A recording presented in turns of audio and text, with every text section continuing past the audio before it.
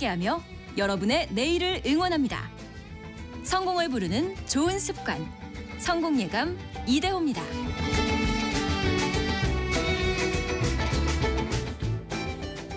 성공예감 이대호입니다. 2부가 돌아왔습니다. 10월 21일 월요일 오전 10시 5분 함께하고 계시고요. 자, 2부까지 함께 또 들어주셔서 감사합니다. 경제상식 퀴즈 정답 알려드릴 시간인데요. 정답은 약관이었습니다. 약관. 약관의 나이 승무원이 아니라 이 계약을 맺기 위해서 일정한 형식으로 마련한 조항, 약관. 그런데 이거 약관을 처음부터 끝까지 꼼꼼하게 뜯어보시는 분들이 과연 얼마나 되실까요? 우리 스스로 또 한번 물음을 가져봐야 될 테고. 근데 또 이게 어렵습니다. 방현애 님이 지적해 주셨는데요. 우리에게 불리한 약관은 정말 콩알만하게 적어놔서 놓칠 때가 많아요. 약관을 돋보기를 끼고 봐야겠네요. 이렇게 말씀해 주셨고요. 김미영님. 약관 내용이 너무 많고 글씨가 작아서 제대로 읽지 않게 되는 것 같아요. 이렇게 지적해 주셨고요. 김대현님은 약관은 중요한 부분인데 너무 말이 길어요. 라고. 그 보험 가입할 때도 지금부터 약관을 읽어드리겠습니다. 라고 하면서 거의 5분, 10분 가까이 상담원이 혼자 줄줄 읽어내죠. 그러면 정신이 혼미해집니다. 근데 또 한마디 중요하니까 새겨서 들어야 할 테고요. 혹시나 여러분이 보시기에 불공정한 사례가 있다. 그 약관 내용이 너무 이거는 소비자에게 불공정하다라고 하면은 공정거래위원회에 신고를 하실 수가 있습니다. 그래서 이게 불공정 약관인지 아닌지 봐달라. 공정위가 판단을 할 수 있도록 그렇게 또 신고를 하실 수가 있습니다. 계속해서 여러분의 실시간 의견도 보내주십시오. 짧은 문자 50원, 긴 문자 100원이 드는 샵 9730 그리고 비용이 들지 않는 KBS 콩 어플리케이션 계속 열려 있습니다. 증시 상황 한번 체크해 보겠습니다. 월요일인 오늘은 코스피 코스닥이 그냥 강보합 정도입니다. 코스피는 다시 2600 넘어서서 2608포인트까지 14포인트 0.55% 오르고 있고요. 최근에는 계속 2600선 안팎에서 등락하고 있죠. 코스닥은 0.33% 오른 755를 가리키고 있고요. 6만 원 그 밑으로 내려왔던 삼성전자는 오늘도 빠져서 0.84% 내린 58,700원. 반대로 SK하이닉스는 2%가량 반등하고 있네요. 19만 1,000원대까지 올라섰고요. 삼성바이오로직스가 2.55% 올라서 108만 7,000원. 셀트리온이 1.1% 오르고 있고요. 그리고 코스닥 내에서는 시가총액 상위 종목들 중에서 알테오젠이 좀 조정을 받고 있고 반대로 바이오가 코스피 쪽은 조금 강세인데 코스닥 쪽에 있는 그 신약 개발하는 바이오 기업들은 오늘 조금 조정을 받고 있는 흐름. 반대로 2차 전지 관련주나 반도체 소부장들은 이제 강보합 정도 현재 나타내고 있습니다. 좀 쭉쭉 치고 올라가야 되는데 아이고 우리 증시는 참 힘이 없습니다. 또 이런 와중에 3분기 실적 발표 시즌이 돌아오고 있는데요. 또 각 산업별 영향은 또 어떻게 달라질까요? 개미스쿨 시간입니다. 증시 각도를 한번 점검해 보시죠. 증시 각도기 신한투자증권 광화문 금융센터 곽상준 부장과 함께합니다. 안녕하세요. 네, 안녕하세요. 반갑습니다. 어제 주말도 잘 쉬셨고요. 네, 날씨가 이제 본격적으로 좀 차가워져서 쌀쌀해지죠. 네, 쌀쌀하지만 좀 상쾌한 것 같습니다. 이렇게 추운데도 자전거도 많이 타시고요. 네, 더 좋죠. 네. 이제 그 실적 시즌으로 들어가는데요. 근데 미국 증시는 지금 다우도 그렇고 S&P 500도 그렇고 사상 최고 막 계속 갈아치우고 있잖아요. 네. 그 바탕에는 좋은 실적이 있다 이렇게 봐도 될까요? 실적이 좋은 거는 맞죠. 왜냐면은 예상했던 실적보다 계속해서 실적치가 항상 좋게 나오는데 근데 요게 이제 조금 미국 시장과 한국 시장의 차이가 좀 있습니다. 미국 시장은 워낙 이제 금융 시장에 특화되어 있는 기업들의 실적 발표이기 때문에 네. 사전에 먼저 우리 잘할 거야라고 얘기하는 회사가 별로 없어요. 기대감을 상당히 많이 낮춰놓습니다. 일부러 기대감을 낮춰놓고 낮춰놓고 나서 그 실적을 달성하는 게 일반적이라서 보통 이제 이전 분기 실적 발표할 때 우리 다음에 이 정도 할 거야 했을 때 달성하는 확률이 한 70-80%가 계속 꾸준히 넘어요. 그러니까 이제 실적 발표할 때 보면 실적 굉장히 잘 나오는 것 같다 이렇게 보이는데 그런 흐름들이 좀 있다는 걸 좀 파악하시면 좋겠고 한국 같은 경우는 조금 실적이 좋을 것 같으면 막 흥분해 갖고 우리 좋을 거예요 이렇게 얘기했는데 달성 못하는 경우가 종종 있습니다. 그래서 쇼크를 좀 당하고 이런 경우 있는데 근데 이제 그 무엇보다도 실적이 좋아서 그러면 주가가 올라갔느냐라고 보면 꼭 그렇게 보기는 어려운 것 같습니다. 왜냐하면 지금은 여전히 유동성이 많기 때문에 더 많이 올라가는 거라고 표현하는 게 맞을 것 같은데 그거는 이익 대비 주식 시장의 그 가치를 판단해 보면 아는데 역대 가장 높은 이익 대비 가치예요. 가격이에요. 현재 미국 시장이. 그러니까 우리가 밸류에이션이라고 하는 가치 대비 가격이 네. 현재 가장 높은 수준이다. 그렇죠. 그러니까 이게 단순히 이제 기업 실적도 있으나 사람들이 그만큼 주식시장에 대해서 더 긍정적으로 보고 또 미국 시장에도 긍정적으로 봐서 그걸 좀 높게 평가해주는 부분도 분명히 있습니다. 뭐 한국 같은 경우도 최근에 뭐 한국 계좌가 는다는 얘기는 들어본 적이 없는 것 같고 해외 주식 계좌가 뭐 한 700만 명 네. 이렇게 계좌를 텄다 이렇게 얘기 나오고 있으니까 지금 뭐 미국 주식을 좋게 보는 거는 미국 사람뿐만 아니라 해외에 있는 사람까지 좋게 보면서 자금이 그쪽으로 흘러 들어가고 있어서 전 세계에서. 예, 그래서 상대적으로 기업 가치가 나쁘지도 않고 실적이 나쁘진 않지만 주가는 그것보다 낮지 않다. 이렇게 역사적으로 보면 상당히 높은 가격이다. 이렇게 정리해 볼 수 있겠습니다. 그래서 그 높은 가격이 뭔가 거품처럼 꺼지는 게 아니라 그 높은 가격이 계속해서 또 유지가 되는 거죠. 돈이 몰리다 보니까. 네, 그리고 이제 과거하고 조금 많이 다른 게 뭐냐면 그 미국의 기업들은 주가와 주주 가치에 대해서 굉장히 신경을 많이 쓰고 그렇죠.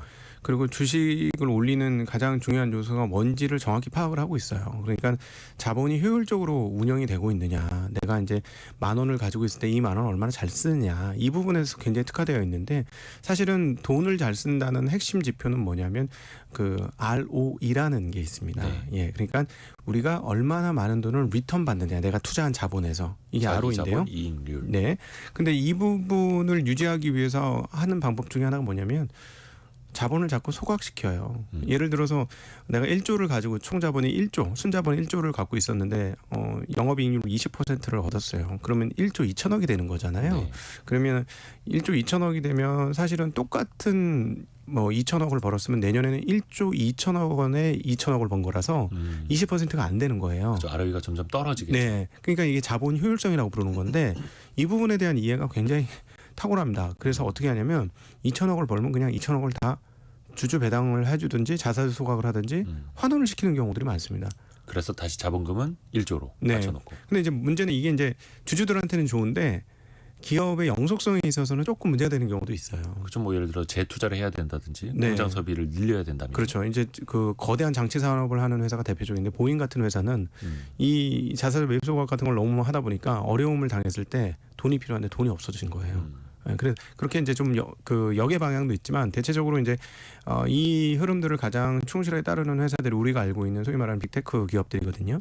이 회사들은 설비 증설이 크지 않고 현금 흐름이 확보되어 있습니다. 그러니까 현금 가지고 계속 이런 식의 방법을 채택을 하는 거죠. 그러니까 상대적으로 효과가 굉장히 높다. 특히 공장이 필요 없는 테크 기업들은 네. 더 그러기 쉬운 거죠. 예, 근데 뭐 조금 이따 다시 한번 알아보기는 하겠습니다만은 이 업체들이 이 빅테크들이 최근에 군비 경쟁을 하고 있죠. AI 군비 경쟁. 예, 저는 그 표현이 맞다고 생각이 듭니다. AI 군비 경쟁을 하고 있습니다. 그 뒷부분에 한번 더 여쭤볼게요. 일단 국내 기업들 실적부터 먼저 좀 체크를 하고요. 국내 기업들은 어떻습니까? 올해 좀 실적이 잘 나와야 될 텐데 약간 좀 기대치가 좀 내려가고 있더라고요. 작년도에 기대치가 너무 많이 오른 거예요. 왜냐하면 작년도에 이제 반도체 업체들이 적자를 냈었고, 근데 과거 흑자를 감안해 보면 그 적자에서 흑자로 올라올 경우 이 이익 변동폭이 굉장히 클 것이다. 네. 이렇게 예상을 하면서 실제로 1분기 넘어서면서부터는 실적이 개선이 됐습니다. 그러니까 적자에서 흑자로 돌아섰고 흑자 규모가 삼성전자 같은 경우는 영업이 10조 4,400억 뭐 이렇게 냈어요. 그리고 네. 하이닉스도 한 6조 정도 수준의 영업이익을 냈고, 그러니까 야 이런 식으로 되면 연말에 이익이 엄청나게 늘겠구나 이렇게 생각하면서 기대감을 한껏 높여놨는데 3분기에 그 흐름들이 좀 꺾인 거죠. 삼성전자가 대표적인데 10조 4천억을 내던 영업이익을 9조 1천억으로 3분기 잠정 실적 발표에서 떨어뜨렸습니다. 네. 그리고 거기에 핵심은 다른 사업부가 아니라 반도체 사업부였고요. 그렇게 되다 보니까 뭐야 이익이 가장 많이 나는 사업 영역에서 이익이 꺾였어? 그러면 이거 어렵겠군, 안 되겠군 이런 생각을 하게 된 거죠. 그래서 그 이익에 대한 전망치가 계속 올라가던 것이 하향 조정되고 있습니다. 그래서 주가 흐름도 거기에 따라서 조금 부진한데 근데 지금 주가의 부진이 조금 더 심한 편인 것 같습니다. 그래서 지금 삼성전자는 5만 8천 원대까지 떨어져 있고 그 개인 투자자들이 10월에 가장 많이 산 종목들 쭉 보니까 뭐 삼성전자, 기아, 포스코홀딩스 등등이 있습니다. 근데 이번에도 이게 빗나가질 않네요. 개인 투자자들이 많이 산 종목 10개 중에 7개는 하락했다. 네. 왜 이렇게 반복이 될까요? 왜냐면은 이제 과거에 사고 싶었던 주식이 싸지면 사는 거예요. 그냥 눈으로 보이는 가격만. 네, 가격이 싸지면 사는 건데 문제는 이제 이 다음에 지금 우리가 주식을 사는 거는 지금 현재에 대한 그 투자라기보다도 미래에 얻어낼 이익에 대한 투자거든요. 근데 이제 최근 이 주식들이 미래에 대한 전망이 지금보다는 조금 나빠진 거죠. 그러니까 주식이 떨어져서 가격 옛날에 그때 너무 사고 싶었던 건데 진짜 반짝반짝 빛나는 기업이라고 생각해서 샀는데 이게 약간 퇴색되고 있었던 분위기였었으니까 사고 나서 주가가 이제 더 떨어지는 흐름들을 보여주는 거고요. 여기에 대해서 이제 사람들 투자자들이 이제 어떻게 대응할 것인가가 정말 극명하게 갈라집니다. 어떤 사람들은 손절매를 잘해야 된다. 그래야 생존할 수 있다라고 얘기하고요. 네. 또 전혀 반대의 접근법은 뭐냐면 물타기를 잘해야 된다라고 또 보는 분이 있어요. 그러니까 이게 완전 양극단이거든요. 물타기는 추가 매수를 해서 평균 단가를 낮춰놓는 거 이걸 이제 그렇죠. 표현하는 거죠. 네, 그런데 저는 이게 근데 사실은 동면의 앞뒷면 같습니다. 그러니까 그 예를 들자면 트레이딩을 많이 하는 사람들이 주식을 되게 고점에서 잡았을 경우에는 손절매를 못하면 정말 자산 전체가 무너지는 상황이 발생할 수 있어요. 그래서 이제 그 아주 빠르게 잘 올라가는 주식을 좋아하는 사람들은 반드시 손절매라는 그 어떤 투자의 법칙을 놓치면 큰일 나는 거고요. 물타기는 그러면 어떤 사람들이 해야 되느냐? 그렇게 트레이딩 관점이라든가 치솟는 주식을 사는 사람들은 물타기하면 절대 안 되고요. 바닥에 쫙 긁어가지고 주가가 떨어지다가 나는 뭐 3년 5년 들고 있을 수 있어. 이 회사가 좋은 회사인데 역사적으로 되게 낮은 가격이야. 그래서 산 거야. 이런 분들은 물타기를 해도 돼요. 예. 근데 그 반대로 하시면 서로 간에 굉장히 난처해집니다. 그렇죠. 예. 그래서 본인 그 자금의 또 투자의 목적이라든지 본인의 성향 얼마나 또 기다릴 수 있는지 그 시간 가치 이런 걸 또 종합적으로 판단을 하셔야 되는 거고요. 네, 그렇죠. 느긋하신 분이 급하게 투자하면 망하고 급한 분이 느긋하게 투자하면 또 망하는 게 중요합니다. 아까 얘기했던 이제 미국의 빅테크 기업들 실적도 한번 볼까요? 그러니까 이번 주부터 그러니까 10월 말까지 줄줄이 나오더라고요.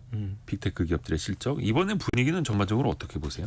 그러니까 이 회사들은 뭐 사실은 연예인 걱정하지 말라는 것보다 더 걱정하지 말아야 할 회사들이죠. 워낙 뭐 전 세계적으로 영업망을 정확하게 가지고 있고 계속해서 현금 창출이 되어지고 있고 그다음에 설비 증설은 많지 않습니다. 비용 투자에 비해 리턴이 굉장히 많은 기업들이니까요. 걱정할 건 없는데 앞서 잠깐 말씀드렸듯이 제가 AI 군비 경쟁을 하고 있다고 말씀드렸어요. 마이크로소프트 최근 뉴스에 의하면 최신형 엔비디아 칩을 어마무시하게 지금 주문하고 있다라고 합니다. 엔비디아 칩 셋이 있어요. 이렇게 컴퓨터 덩어리처럼 나오는 게 가격이 이번에 발표가 됐는데 정말 깜짝 놀랐습니다. 물론 이제 칩을 한 개 다른 게 아니고 여러 개 다른 제품이긴 한데 그래도 컴퓨터 한 대거든요. 따지고 보면 여러 개 칩을 단 고성능 컴퓨터인데 가격이 얼마쯤 할까요? 그 뭐 그 전 모델이 5천만 원이었잖아요. 51만 5천 달러예요. 시작 가격이 정말 너무 많이 놀랐어요. 한 8천만 원? 아니요, 8억. 아, 8억? 네. 51만 5천 달러. 그러니까는 물론 이제 칩 한 개의 가격은 아닌데 이럼에도 불구하고 주문이 폭주하고 있는 상황이거든요. 그러면 이건 무슨 말이냐면 걱정할 필요 없는 빅테크들이 과거에 써본 적이 없는 설비 비용을 지출하고 있는 거예요. 그러면은 2분기와 똑같은 궤적이 나올 가능성이 있다. 2분기에 뭐라고 했냐면 과소투자보단 과잉투자가 더 안전하다라고 표현하면서 매출은 늘었는데 이익이 늘지 않는 모습을 보여주었습니다. 그래서 지금 이 군비 경쟁이 끝나지 않았기 때문에 빅테크 기업들이 매출은 항상 조금씩 우상향하는 모습을 보여준 것처럼 그대로 진행이 될 것 같고요. 반면에 이익 규모는 투자가 너무 많기 때문에 쉽게 증가하지 못할 것 같습니다. 그래서 거기에서 어떻게 운용의 묘를 짜서 이익 규모를 줄이지 않으면서 투자를 할 거냐. 이게 이제 빅테크들의 관점인데 그게 이제 어떻게 열릴 것인지가 너무 궁금해요. 이번에. 이게 사실 지난 2분기 실적 발표 이후에는 비용은 비용대로 쓰면서 그 AI 관련해서는 수익이 별로 없다 이러면서 주가가 좀 조정을 받았었잖아요. 그렇죠. 근데 이번 3분기 때는 과연 이제 어떤 스토리로 갈지. 네. 근데 크게 다르진 않을 것 같고요. 근데 이제 이거를 제가 이제 지난주 한 주 동안 곰곰이 생각해 봤어요. 그리고 그 엔비디아의 jensenhuang 대표가 했던 얘기가 있습니다. 이거를 야 나는 안 쓰고 있는데 쟤네들은 저거 저렇게 투자하다가 저거 잘못된 투자 되는 거 아니야라고 투자자분들이 생각할 수 있어요. 근데 jensenhuang이 뭐라고 했냐면 모든 AI는 로봇이다라고 네. 얘기를 했습니다. 그러니까 하드웨어 물리적으로 물체를 가지고 있는 AI도 있지만 소프트웨어 AI도 일종의 로봇이다라고 얘기했는데 저는 거기 부분에 대해서는 동의가 되고요. 근데 우리가 자꾸 로봇 하니까 우리 어렸을 때 자꾸 태권브이, 마징가 제트, 그랜다이저 뭐 이런 걸 본 생각을 하다 보니 네. 자꾸 휴머노이드 인간 같은 로봇을 자꾸 생각하거든요. 근데 초기 단계에 인간과 비슷한 유형의 로봇이 나오는 건 아닐 거예요. 뭐 영화에서도 주로 그런 거 자꾸 이야기하잖아요. 네. 아주 뭐 그 멋진 로봇이 바로 내 옆에서 배우 반려자처럼 네. 같이 옆에서 도와준다. 뭐 이런 개념의 영화들이 참 많지 않습니까? 네. 근데 그것까지는 시간이 걸리겠습니다만은 생각을 좀 바꾸셔가지고 단순한 로봇을 한번 생각해 보세요. 예를 들자면 이제 우리가 요즘 뭐 햄버거집이나 프랜차이즈 같은 데 가보면 키오스크라는 게 생겨갖고 뻑뻑 누르잖아요. 무인 주문 기기. 네. 예. 그때 우리 이 기자님은 이게 편하시다 그랬잖아요. 그게 키오스크가. 이제는 저도 적응을 했습니다. 저는 좀 불편하다고 얘기했고. 아, 네, 네. 근데 그때도 말씀드렸습니다만 이게 이제 음성으로 다 인식을 한다고 생각해 보세요. 아. 그럼 이것도 일종의 로봇이잖아요. 그러네요. 예, 이게 그냥 서 있기는 훨씬 하지만. 편해지겠네요. 그렇죠. 그리고 예를 들어서 물류 이동 같은 것도 제한된 범위에서 뭐 물류 창고에서 이미 쓰여지고 있습니다만 그게 훨씬 더 지능화되면 어떻게 될까? 그러면 그런 것들을 생각해 보면 저는 어떤 느낌이 들었냐면 이게 한꺼번에 다 몰려오겠구나. AI가 준비되어서 그러니까 이렇게 되는 거죠. 향후에 예를 들자면 물리적인 로봇 자체는 지금은 굉장히 하이테크하고 어려운 기술이라고 보여지지만 과거 텔레비전이나 라디오 만드는 기술이 그랬던 것처럼 어느 순간이 되면 물리적 로봇 만드는 거는 가지고 이렇게 시중에 판매되는 모터, 감속기, 부속 같은 거 잘 사가지고 붙이면 누구나 만드는 거가 될 수도 있어요. 근데 문제는 뭐냐면 그 안에 소프트웨어를 어떤 걸 담느냐에 따라서 상황이 달라질 수 있잖아요. 그렇죠. 그러면은 빅테크 친구들이 지금 도대체 무슨 생각을 할까 하고 지난주에 곰곰이 생각해 보니까 그런 물리적인 거에 자기네 소프트웨어를 넣고 싶은 마음이 없을까? 그러면 예를 들자면 지금은 모든 걸 다 하는 것처럼 되어 있지만 분야별로 쪼개서 어떤 거는 가사만 도와주는 가사 로봇, 청소만 도와주는 청소 로봇, 뭐 세탁만 도와주는 세탁 로봇, 뭐 이런 식으로 분야를 쪼개서 이게 만들어진다면 어느 순간에 그거는 소프트웨어를 다 만들어 놓고 분야별로 적용을 시키면 되잖아요. 이 네. 빅테크 업체들이.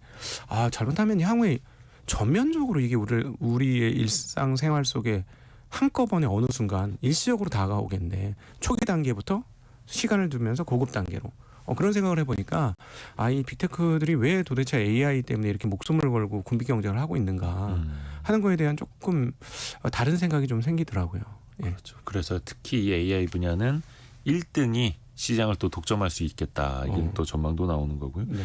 그 피규어 AI나 테슬라 옵티머스 봇 같은 경우는 자신들의 그 AI 기술을 그 로봇에다가 소프트웨어 방식으로 이제 넣어서 운영을 할 수 있겠습니다만 또 다른 업체들은 그 소프트웨어가 부족하니까 네. 이미 빅테크, 뭐 오픈 AI나 이런 데서 만든 거를 또 가져다 쓸 수 있는 거고 네. 또 피규어 AI도 그런 식으로 또 협업도 하고 있는 걸로 알고 있고 근데 그게 되게 빠르게 옵니다. 빠르게 옵니다. 그렇죠. 왜냐하면은 연산 속도가 엄청나게 빨라졌으니까요. 이게 지금 이 연산 속도를 감을 잡기가 우리가 어렵잖아요. 그래서 이제 물리적으로 한번 설명을 드리면 우리가 이제 쓰고 있는 CPU가 얼마나 와트수를 쓰면서 계산을 빨리 하느냐 이게 관건인데 네. 엔비디아 같은 경우는 전성비 같은 거 안 따져요. 무조건 성능만 따지거든요. 네네. 그러니까 지금 전력을 얼마나 사용하느냐. 우리가 전력을 사용할 때 시간당 전력인데 보통 1000와트를 쓴다는 거예요. 네. 1000와트? 이게 도대체 뭐야? 그래서 제가 집에 숨어 있는 난로를 봤더니 시간당 2000와트를 쓰더라고요. 네. 그러니까 이게 1000와트면은 칩에서 그냥 난로 같은 열이 나는 거예요. 따져보면. 그러니까 그렇게 많은 전력을 사용할 정도로 엄청나게 많은 연산을 수행한다는 겁니다. 그러니까 이 연산 수행 속도가 얼마나 빠를 것이냐 감안을 해보면 과거에 이제 우리가 그 90년대 중후반부터 해서 인터넷 혁명했었고 그리고 인터넷으로 인해서 우리가 지난 한 20년간 어떻게 세상이 변했는지 봤는데 당연히 그거보다 연산 속도가 빨라졌기 때문에 훨씬 속도가 빨라질 것이다. 이렇게 보시면 돼요. 기술의 개발 속도, 네, 우리- 연산 속도 다 같이 빨라지는 거고요. 폴더블에서 찍은 사진하고 요즘 찍은 스마트폰으로 찍은 사진 보면 격세지감 아닙니까? 네, 근데 그게 굉장히 단축된다고 옛날 보시면 되겠어요. 폴더폰. 네, 폴더폰. 그렇죠, 그렇죠. 네. 그때 지금 보면 그거 보라고 해도 눈 아파서 못 볼 거예요. 화면이 작고 그래서. 근데 확 바뀌었잖아요. 그렇죠. 네. 특히 이제 앞에서도 말씀해 주신 것 중에 하나가 빅테크 기업 걱정하는 거는 뭐 거의 연예인 걱정하는 거나 마찬가지다 이런 표현도 해주셨는데 특히 애플 같은 경우에 올해 초에도 그런 얘기가 많았어요. 중국에서 아이폰 시리즈가 좀 안 팔린다. 네. 이러면서 주가에 타격을 받기도 했었거든요. 네. 근데 최근에 보면은 애플은 또 사상 최고가를 가고 있고 네. 시가총액 1위를 더 굳건히 하고 있습니다. 중국에서도 다시 잘 팔린다는 얘기도 나오고요. 9월 중순에 이제 출시를 해서 1차 판매국이었기 때문에 3주간 데이터를 뽑아보니 전작 대비 20% 판매 증가고 그리고 고가형인 아이폰 16 프로와 프로 맥스가 44% 진작입니다. 특히 그러니까 고가형이. 예, 그러니까 예상을 완전히 빗나갔죠. 왜냐하면 9월 중순 때까지만 해도 안 팔릴 거라고 예상했고, 그다음에 중국 폰들이 이제는 과거와 같지 않아서 화웨이나 이런 쪽이 그 경쟁력이 굉장히 높아졌습니다. 그리고 뭐 3번 접는 폰까지도 만드는 상황이니까 그쪽이 판매 증진이 엄청나게 있었어요. 그 전에. 그래서 야 이거 화웨이한테 시장 뺏기는 거 아닌가? 근데 사실은 만만치는 않은 상황인 것 같습니다. 이번에 이제 11월 11일 우리의 빼빼로데이라고 표현되는 게 이제 그 광군절로 그 중국은 이렇게 지내거든요. 그렇죠. 예, 그러니까 일종의 상업 홀리데이입니다. 중국은 이제 네. 11월 11일 네. 솔로들을 위한 날. 솔로들이 할 일 없으니까 쇼핑을 해라. 네, 뭐 이런 그런 개념인데 이번에 할인 판매를 하긴 할 것 같아요. 애플이. 그러니까 과거보다 만만치는 않은 것 같고 점유율이 19%에서 15%까지 떨어졌기 때문에 방어하기 위해서 좀 네. 더 공세적으로 마케팅할 것이다. 네, 그런데 어쨌든 이번 3주간의 판매 데이터를 보면 상황이 나쁘진 않은 것 같고 저는 이게 되게 애플이 강하다는 느낌을 받는 게 만약에 미국이 우리나라를 저렇게 공격한다면 우리가 미국산 제품 쓰는 거가 그렇게 마음이 편할까요? 근데 지금 사실 중국 입장에서 보면은 미국이 중국을 어떤 식으로든 옥죄고 있는데 중국 제품이 저렇게 잘 팔린다? 쉽지는 않은 건데 그런 측면에서 보면 애플의 경쟁력은 상당한 것 같긴 하고요. 그 중국의 그 애국 소비를 뚫고 그렇죠. 이렇게 또 선전하고 있다라는 것. 근데 이제 위기를 느낀 것은 분명히 맞는 것 같습니다. 중국의 현지 R&D 공장을 애플이 세울 방침이고요. 네. 그거는 이제 현지화를 조금 더 하고 현지의 그 내용들을 조금 더 반영시키겠다는 의도가 상당히 있는 걸로 보여져요. 그래서 R&D 센터를 세우는 만큼 경쟁력 확보를 위해서 굉장히 노력하고 있다. 그래서 중국 시장에서의 스마트폰 경쟁이 이제 완전히 전입 가경 수준으로 중국 업체들과 굉장히 치열한 경쟁으로 지금 들어가고 있다라고 정리해 보면 될 것 같습니다. 또 우리나라 그 미국 주식 투자하시는 분들이 관심 정말 많으신 테슬라 같은 경우에도 이번 주에 실적 발표가 있습니다. 아마 우리 시간으로 24일 새벽 오전에 실적이 나올 걸로 보이는데 테슬라가 그 로보택시 공개한 이후에 주가가 좀 많이 빠졌잖아요. 네, 왜냐하면 이제 저는 개인적으로 보는 핵심은 뭐냐면 투자자들의 시계열과 그 엔지니어들의 시계열이 다르다고 다르죠. 봅니다. 네. 왜냐하면 엔지니어들은 이렇게 만들어서 우리가 이제 차츰차츰 개선을 시켜 나가서 언제쯤 되면 이게 세상에서 좀 많이 팔릴 거고 이게 세상을 바꿀 거야. 그러니까 우리는 이거에 대한 가치를 인정받았으면 좋겠어 하는 게 이제 엔지니어들의 생각이고 네. 투자자들은 투자했는데 나 1년 지났는데 1년 반 지났는데 2년 반 지났는데 아직도 리턴이 없어? 못 참겠는데? 급하죠. 투자자들이 조금 대체적으로 급합니다. 엔지니어보다. 미래는 알겠는데 그러면 돈을 벌어야지. 이게 이제 투자자들의 마음이거든요. 근데 이때 이제 로봇택시 발표할 때 뭐라고 했냐면 26년도 후반이나 27년도 이제부터 상용화 될 거야. 뭐 이런 식의 얘기를 했습니다. 그러니까 지금 25년도 아닌 24년이거든요. 그러면 25, 26, 27 아이고야 3년을 기다려야 돼? 이런 생각을 하게 되는 거죠. 그러니까 거기에서 실망을 한 거야. 당장 좀 어떻게 빨리 되는 거 아니겠어? 이랬는데 로봇도 마찬가지인 거죠. 로봇도 본격적으로 상용화돼서 제품이 팔리려면 시간이 걸린다는 거예요. 그리고 게다가 규제가 문제가 된다. 그러니까 규제는 언제 어떻게 될지 모르겠고. 그러니까 거기에 따라서 기대감을 한껏 가졌던데 실망을 했던 거고요. 근데 이 궤적이 테슬라는 앞으로도 저는 개인적인 판단에는 계속될 것 같아요. 그러니까 실적 발표나 이벤트 발표 전에 와, 이 회사가 이런 것도 할 줄 알고 저런 것도 할 줄 알았는데 대단한 회사야. 그러니까 이게 되게 잘 될 거야 하고 쫙 기대감과 함께 주가가 오르다가 뭔가 이벤트 발표, 실적 발표를 하게 되면 에게 이런 결과가 나올 수 있다라는 거죠. 아마 이번 실적 발표도 2분기보다 뭐 크게 떨어지는 않겠습니다. 2분기가 워낙 안 좋았어요. 그러니까 크게 떨어지진 않을지라도 예전처럼 호쾌하게 이익이 증가하는 모습 못 보여줄 겁니다.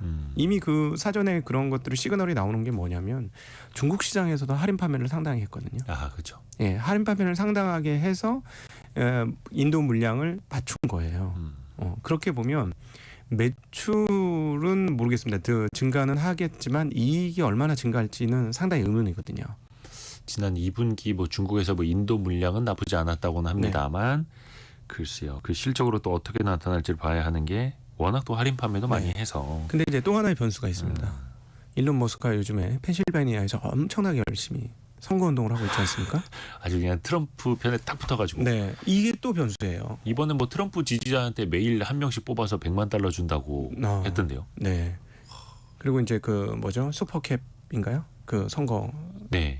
그 제도 이용해서 또 뭐 일종의 이렇게 뭐랄까 후원금 아니고 그죠, 그죠? 후원금. 예, 그 돈을 주는 뭐 네. 그런 것도 하고 아주 굉장히 열심히 하고 있는데 이 부분도 시장에 분명히 영향을 미칠 것 같아요. 왜냐하면은 주식이라는 게 실적에 대한 평가가 결국은 나타난다. 이거는 맞는 말입니다. 결국 주가에는 실적에 대한 평가가 결국은 나타나는데 네. 그 과정에서 사람들이 하는 행동이기 때문에 행동의 집합체가 이 그 주식 시장에 반영이 되기 때문에 심리도 반영이 되는 거거든요. 그러면 만약에 지금 최근에 그 트럼프에 대한 베팅 사이트에서의 당선 확률이 굉장히 올라가고 있어요. 그래서 만약에 트럼프가 당선이 될 경우에는 테슬라를 어떻게 볼까 사람들이 그것도 생각하셔야 됩니다. 그러니까 이외에서 이제 변수에 변수가 하나 더 붙게 되는 건데 만약에 이제 트럼프가 정말로 당선이 될 경우 단순히 이제 실적이 안 좋다고 이 회사는 안 되는 거야 이렇게 생각할 거냐 투자자들이. 예, 그 부분도 변수가 하나 생겼어요. 물론 이제 트럼프가 친환경차 보조금을 없애겠다라든지 그렇게 해서 전반적으로 전기차 산업에 안 좋은 영향은 예상이 되지만 네. 그렇게 되면 경쟁력이 제일 높은 테슬라가 가장 살아남기 좋을 것이다. 또 이렇게 또 해석도 나오고요. 네, 그런 해석도 가능하고 분명히 뭐 이제 한 자리도 맡을 것이고 그러면 머스크의 입김이나 의견들이 과연 정책에 반영이 안 될 것이냐. 이런 생각도 충분히 투자자들이 할 수 있죠. 그래서 투자자들이 그런 생각을 하면 주가는 다른 계적으로 움직일 수 있습니다. 그래서 개인적으로는 어떤 그 테슬라에 대한 어떤 생각을 갖고 있냐면 지금 현재가 주가가 싼 건 아니니 기대감이 있을 땐 주가 한껏 올랐다가 결과치가 발표되는 이 분기 실적이라든가 이벤트 달 이후에는 생각보다 현금화 창출 능력이 떨어진다는 인식을 받고 그럼 주가 떨어질 거야. 그래서 레인지를 좀 크게 벌려서 항상 고공행진하진 않을 거야라는 게 이제 개인적인 생각이었어요. 테슬라 그러니까 쉽게 얘기하면 지난번처럼 뭐 $200대 중후반까지도 갔다가 $100대 중반까지도 가는 이런 레인지를 가실 것이다라고 봤는데 여기에 이제 선거 관련 이벤트가 하나 더 붙은 겁니다. 변수가. 네. 변수가 많죠. 그래서. 네. 우리가 또 테슬라를 신경 쓸 수밖에 없는 게 국내 2차 전지 관련주라든지 또 완성차 업계에도 영향을 미칠 수밖에 없잖아요. 네. 근데 최근에는 LG 에너지 솔루션이 포드와 무려 13조 원어치 공급 계약을 맺어서 이제 공시를 하기도 했는데 네. 주가 반응은 그냥 뜨뜻미지근하더라고요. 이게 왜냐하면은 작년도에 주가가 좀 많이 올라서 그래요. 결론적으로는 그게 이제 제일 큰 이슈가 되는 건데 왜냐하면은 저는 이제 제 개인적인 생각입니다. 2차 전지라는 제품이 기술력도 필요하고 매출도 증가하고 앞으로도 미래가 밝은 것은 분명히 동의를 하는데 이익률을 높게 가지고 갈 수 있느냐는 상당히 의문인 게 2차 전지가 이익률을 많이 가지고 가면 전기차가 마진이 줄어요. 그렇죠. 전기차가 적자가 더 심해지는 거예요. 자동차 메이커들 입장에서는. 결국은 부품일 수밖에 없는. 예, 그래서 이게 기술이 좋다고 마진율이 20-30%씩 가는 그런 하이테크는 맞는데 반도체라든가 소프트웨어가 갖고 있는 그런 정도의 마진율을 갖기에는 자동차 시장 자체가 받쳐주지를 못하는 거죠. 그러니까 이게 자동차가 고가의 소비재이기 때문에 누구나 그래 1억 오케이 뭐 괜찮네 하고 사고 2억 오케이 2억 괜찮네 사고 이런 제품이 아니라는 거죠. 그렇죠. 그러니까 항상 얼마 100만 원 싸게 살 수 있어요? 200만 원 싸게 살 수 있어요? 이런 분위기가 항상 자동차에는 있는 시장이기 때문에 2차 전지가 마진을 높이려고 해도 마음껏 높일 수 있는 구조가 아니 된다. 이렇게 되는 거죠. 그래서 앞으로도 제 생각에는 매출은 계속해서 늘고 시장은 성장하는데 마진은 이 정도 마진이 앞으로 마진이 조금씩 늘어나긴 하는데 야, 근데 주가 대비 이게 적정한가? 뭐 이런 고민을 하게 만들 것 같아요. 예. 이게 얘가 이제 이익 대비 여전히 80배, 90배 막 이러지 않습니까? 그렇죠. 예. 그러면 이게 그러면은 영업이익이 8%, 9% 나오는 회사가 이익 대비 주가가 80배, 100배 사이를 이렇게 왔다 갔다 하는 게 정당한가에 대한 고민들은 계속 생길 수밖에 없는 영역이다. 근데 이제 그나마 올해 상반기까지보다는 지금 상황이 좀 좋아졌어요. 네. 뭐냐면 가장 큰 뉴스는 전기차 시장 자체가 아직까지는 보조금이 중요한 시장입니다. 보조금이 없다고 하면 쉽지 않아요. 이제 중국은 조금 개념이 달라졌어요. 뭐 중국은 이제 보조금이 없더라도 전기차에 대한 수요가 있는데, 근데 최근에 다시 이제 보조금 부활할 것 같고요. 근데 그 유럽에서 보조금을 끊었던 나라가 대표적인 나라가 독일이었습니다. 근데 이 독일이 지금 굉장히 어렵습니다.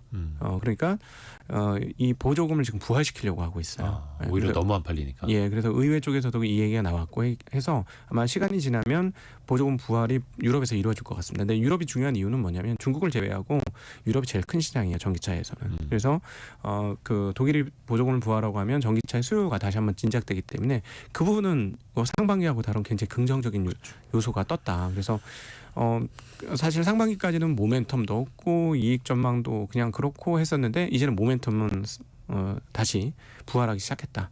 이렇게 말씀드릴 수 있겠습니다. 그래서 전기차 시장 또 2차 전지 시장을 보려면 자동차 이제 보조금 또 금리의 변화, 네. 자동차 가격의 변화 이런 것들 등등 또 종합적으로 판단을 해봐야 됩니다.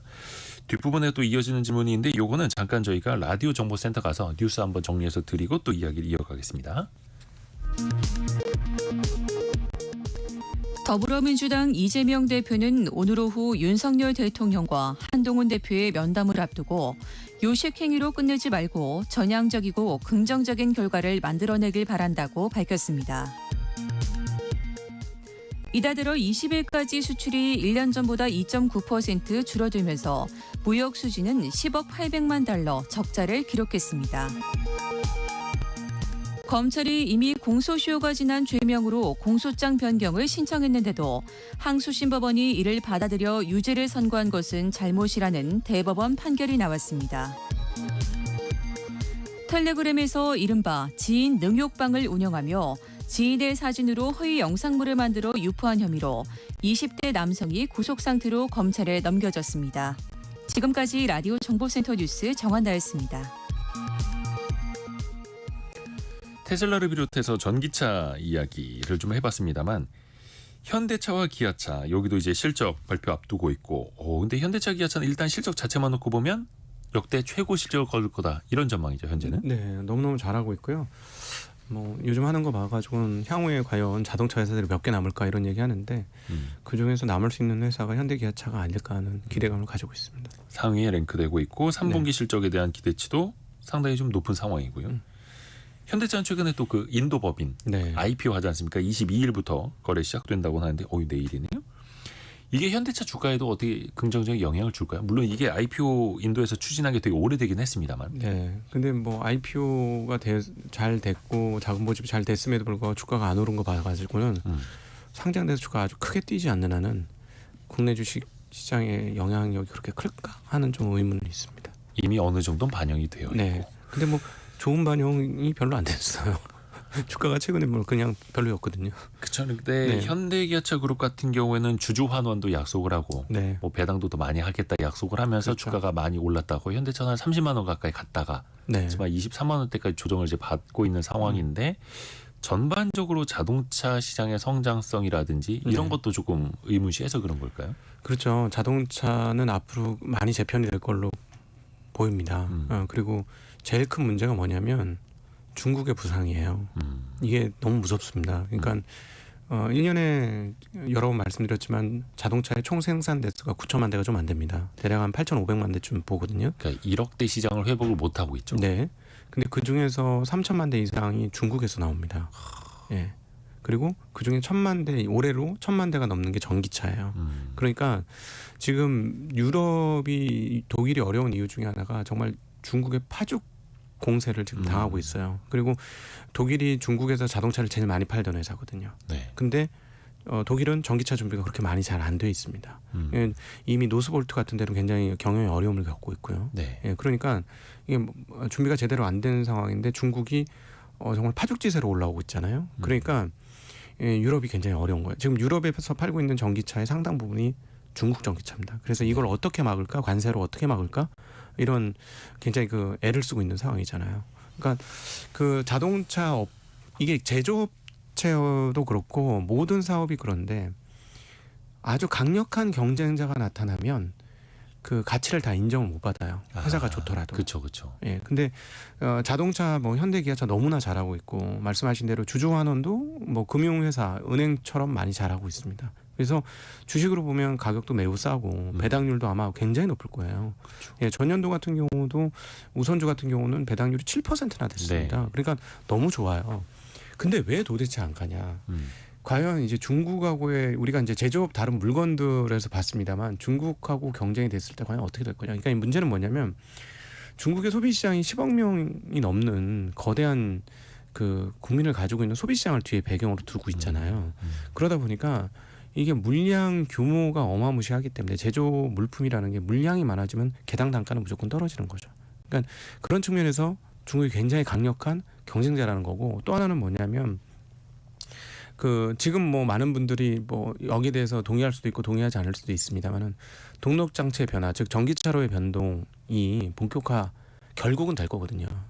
저는 제가 보기에는 내연기관은 굉장히 훌륭한 기술입니다만 편리성이나 이런 것들을 감안해 보면 시간이 지나면 결국 전기차가 자리 잡을 것 같은데 그 측면에 있어서 그 어떤 나라의 업체들도 중국의 전기차만큼 준비가 많이 되어 있는 회사들이 별로 없어요. 네. 그래서 아까 이제 현대기아차는 살아남을 거라고 본 건 다른 업체들 비해 여기에서 준비가 잘 되어 있기 때문에 그렇긴 한데, 근데 이제 너무 거센 경쟁이 일어나고 있는 상황이라서 미래에 대해서 긍정할 수 있는가에 대해서 항상 의문인 거죠. 우리가 이제 물건 써보시면 알잖아요. 이게 사실은 중국 업체들의 이 마인드를 보면 여기는 딴 거 없이 다 가격 경쟁이에요. 그러니까 가격 경쟁이 사실 상당히 무서운 경쟁인데 그렇죠. 이게 벌어졌을 때 과연 잘 될 건가에 대해서 자동차에 대해서 항상 의문이 있는 거죠.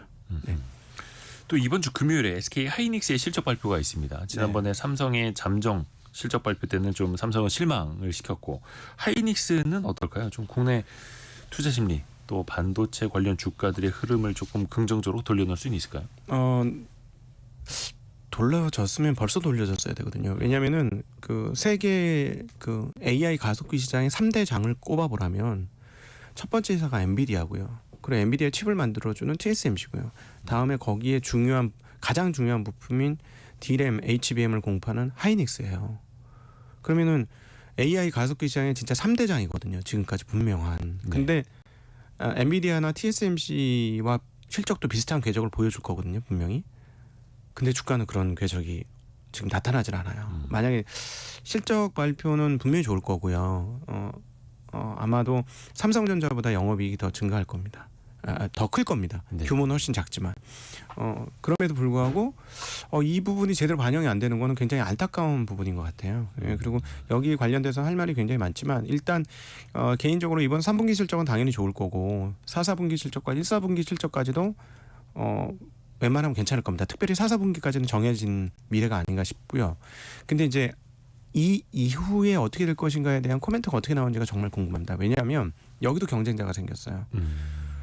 그 경쟁자는 안타깝게도 삼성전자가 아니라 마이크론 테크놀로지입니다. 미국의 마이크론. 네, 마이크론 테크놀로지인데 여러분이 이제 반도체를 생각하실 때 이제 조금 구분점을 조금 바꾸셔야 되는 게 이렇게 바꾸시는 게 좋을 것 같아요. 요즘 같으면 AI 가속기 관련 반도체를 만드는 회사가 그 외 회사 이렇게 바꾸시는 게 좋습니다. 근데 이제 AI 가속기 반도체에서의 핵심은 뭐냐면 다 필요 없고 성능이에요.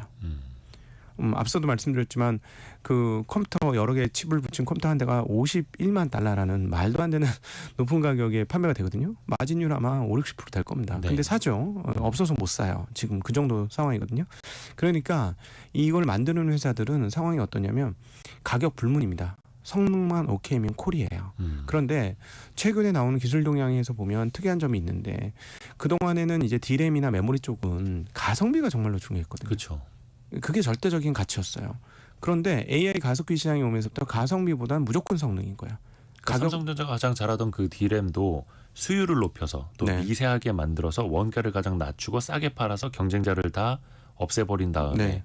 시장의 가장 큰 파이를 먹었던 그 전통적인 방식이었잖아요. 네. 근데 그게 AI 가속기 시장 때부터 바뀐 거예요. 그래서 제가 반도체를 구분할 때 그냥 일반적인 반도체 생각으로 구분하시면 오히려 지금 시장 이해가 안 된다. AI 가속기 반도체 시장과 그렇지 않은 반도체 시장을 구분하는 게 맞다. 요즘은 그렇게 말씀드리는데 문제는 뭐냐면 마이크론 테크놀로지가 그 기본이 되는 기초 반도체인 D램을 비싸게 아주 잘 만들었어요 최근에. 그래서 마이크론이 자랑하는 건 자기네가 최고의 그 발열이 안 나고 그다음 성능을 잡았다. 대신에 가격은 비싼 거예요. HBM이요. 아니요, D램이요. 기존 D램이. 예, 기존 D램이 신형 D램이 그 신형 D램을 가지고 적축해서 만든 게 HBM이잖아요. 그렇죠. 그걸 쌓아 만드는 게. 그러니까 문제는 뭐냐면 HBM 아무리 비싸도 뭐 한 개 뭐 12단이든 8단이든 그거 하나가 몇만 원, 몇십만 원 비싸도 성능이 좋으면 쓴다는 거예요.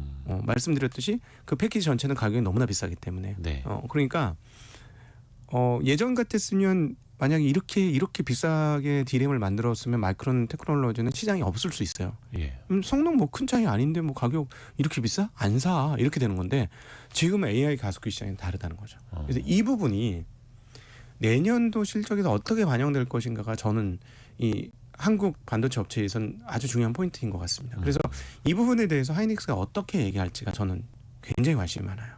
이 부분에서. 그러게요. 이제 HBM뿐만 아니라 D램에서도 글로벌 1, 2, 3등의 뭐 순위가 또 달라질 수도 있겠다. 막 이런 또 전망까지도 나오는 거고요. 네. 물량은 분명히 삼성전자가 압도적으로 제일 많고요. 그다음에 이제 하이닉스고 그다음이 마이크론인데 이제 AI 가속기 마진이 높은 막 50% 이상의 마진을 내는 제품은 성능이 가장 우선시되기 때문에 그 시장에서 누가 장사를 잘할 것인지는 일단 지금까지는 하이닉스가 1등이었고 내년도에 과연 경쟁과 위협을 받을 것인지 여부가 이번 삼성 하이닉스의 3분기 실적에서 과연 언급이 될 것인지 여부 그것이 굉장히 관심이 있습니다. 거기다 대고 여전히 삼성전자는 우리가 D램을 가장 많이 가장 싸게 만듭니다라고 말하면 또 안 통하는 거고요. 시대가 그렇죠. 바뀌었습니다. 이번에 전영현 사장님이 사과문에서 보면 그 첫 번째 사과문에서 기술은 우리의 생명입니다 하면서 기술 경쟁력을 회복하겠다는 얘기가 나와요. 저는 그걸 보면서 사실 약간 기대와 더불어 앞불싸하는 생각이 들었어요. 왜냐하면 저희가 의문으로 가졌던 네네네. D램 경쟁력이 떨어진 거 아닌가 하는 게 그 글을 읽으면서 맞나 보다라는 생각으로 바뀌었거든요. 그건 또 그 HBM이나 D램을 사서서는 이제 고객들이 또 이미 판단한 것일 수도 있겠고. 그렇죠. 네. 이번 주 또 후반으로 가면은 KB금융을 비롯해서 금융지주사들, 특히 이제 은행지주사죠 사실상 은행지주사들이 실적도 내놓고 또 밸류업 계획까지 내놓는다고 해요. 근데 네. 최근에 은행지주사들 주가 흐름 보면 굉장히 많이 올랐더라고요. 올해 가장 성공한 투자자는 은행주 많이 갖고 계셨던 분들입니다.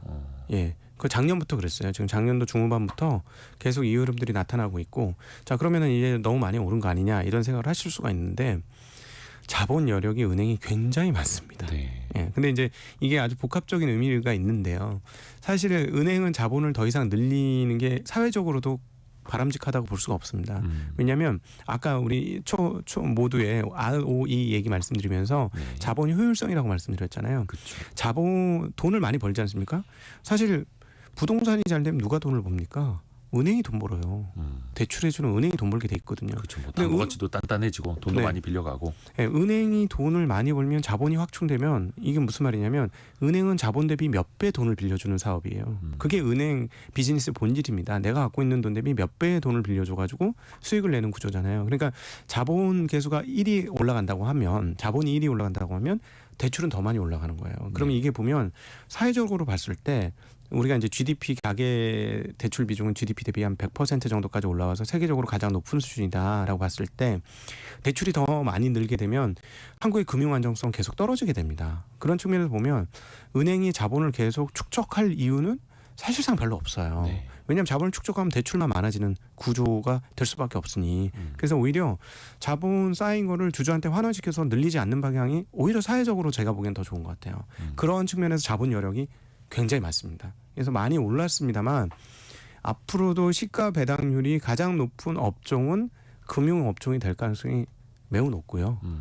그렇다면 지금 밸류업으로 인해서 주가가 많이 올랐다. 연초 대비 30%, 40%, 50% 올랐다. 그래서 너무 많이 오른 거 아니냐라고 생각할 수 있으나 여전히 구미 선진국, 미국이라든가 그 다른 나라 그 주식시장 대비로 비교해 본다면 이익 대비 주가나 이런 것들은 굉장히 낮은 편이에요.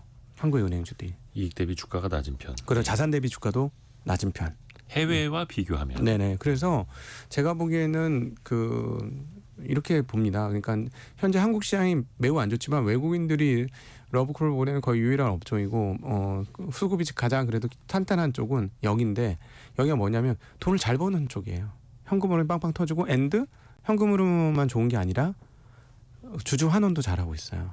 그래서 이 부분은 많이 올랐습니다만은 부정적으로 보실 필요는 없을 것 같습니다. KB금융이 올해 초 1월에 주가 가장 떨어졌을 때가 48,000원대였거든요. 네. 지금 94,000원대입니다. 시가총액이 37조 원 넘어섰고 KB금융 지주가 올해 2배 가까이 오를 것이다라고 기대를 했겠습니까? 네. 사람들이 참 더 대단한 흐름들이 나타나고 있습니다. 네. 다만 이제 주가가 오를수록 지금 배당 수익률은 한 3%대로 낮아진 측면이어서 앞으로 밸류업을 통해서 뭐 배당이나 주주 환원을 또 얼마나 늘린다라고 발표하는지 이 부분도 또 꼼꼼히 챙겨보셔야 될 것 같습니다. 자, 증시각도기 신한투자증권 광화문 금융센터 곽상준 부장과 함께했습니다. 고맙습니다. 네, 감사합니다. 성공예감 이대호입니다. 1부, 2부 모두 바쁘게 달려왔고요. 아까 김미영님이 주식 투자를 하지 않으시는데도 흥미롭게 들으셨다고 칭찬해 주셔서 고맙습니다. 또 내일 아침 9시 5분에도 함께 하시죠. 성공예감은 오늘도 여러분을 응원합니다.